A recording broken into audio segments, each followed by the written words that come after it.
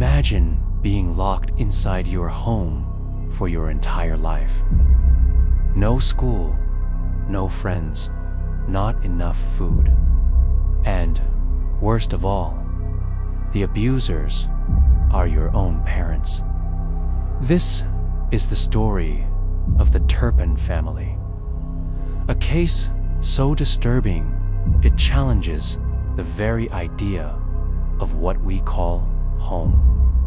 On January 14th, 2018, a 17-year-old girl ran away for the very first time. She held a cell phone and carried an old, deep fear.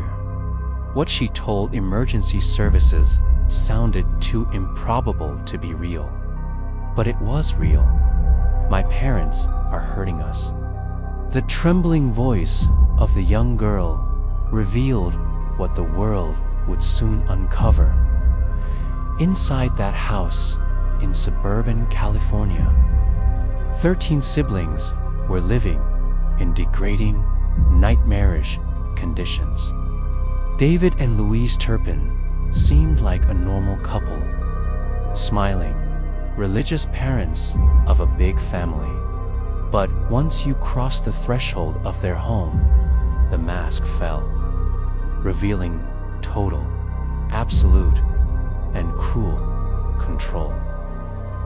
The 13 children were under constant surveillance.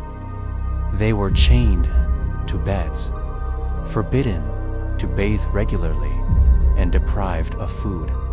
Many were so malnourished, they looked half their real age.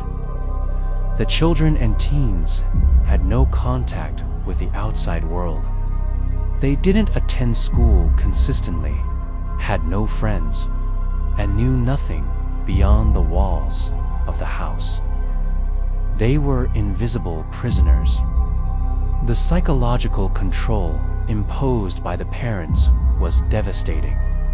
They claimed God had chosen them to raise a special family, pure and separated from the corrupted world. A messianic delusion mixed with sadism. Louise recorded videos of the children celebrating birthdays, pretending everything was fine.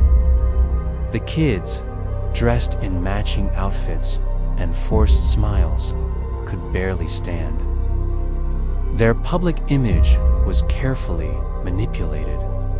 David, an engineer, earned a decent income. But the money went to superficial expenses like trips to Disney and matching clothes for the children that they rarely wore. Food locked away in cabinets, inaccessible to the starving kids. Punishments were constant. Any attempt at rebellion resulted in beatings, total restriction, or long periods chained to their beds. Over time, many of the children lost all sense of time, space. Some barely knew their own name or age. They didn't know what a police officer was. They didn't know what freedom was. The daughter who escaped had been planning it for 2 years. She found an old cell phone among her mother's belongings and secretly connected to the internet. She watched videos and discovered that they were living abuse. When she climbed out the window that dawn, she didn't just save herself. She saved all her siblings. That emergency call became the key to freeing 13 lives, prisoners for decades. When the police entered the house, what they found was shocking. A filthy environment, reeking of feces, children chained, frightened, malnourished, ... One officer said he'd never forget that smell, nor those empty expressions. The press called the Turpin House the House of Horrors.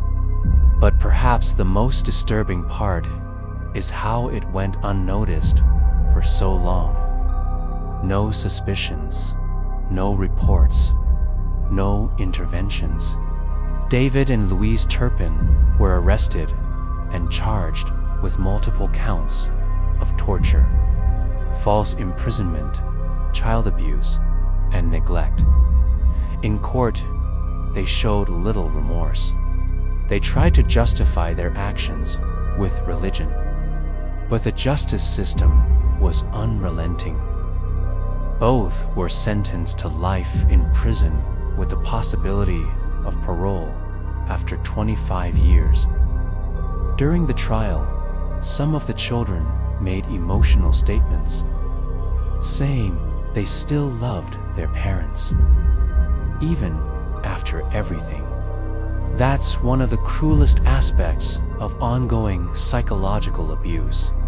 The victim often forms emotional bonds with the abuser, a psychological distortion known as domestic Stockholm syndrome. The Turpin children now live separated in foster homes and support programs. Some still struggle with deep trauma, social difficulties, and identity issues. Freedom was achieved, but healing is a long process. The case also exposed severe flaws in the system. After the rescue, reports emerged that some children still weren't receiving proper support, lacked access to donated resources, and were even living in poor conditions under state supervision. That raises an uncomfortable question. What happens to the victims after the end of the story? When the spotlight fades, who keeps watching over them? The story of the Turpin family isn't just a case of domestic horror. It's a brutal reminder that evil often lives where we least expect it, behind closed doors, in quiet neighborhoods, under the disguise of normalcy. Not every prison has iron bars. Sometimes it's words. Sometimes it's beliefs. Sometimes it's an entire family kidnapped from within. Did you enjoy this content? Leave a like, comment, ... and subscribe to the channel so you don't miss more Mind Fragments, where we reveal what many prefer to ignore.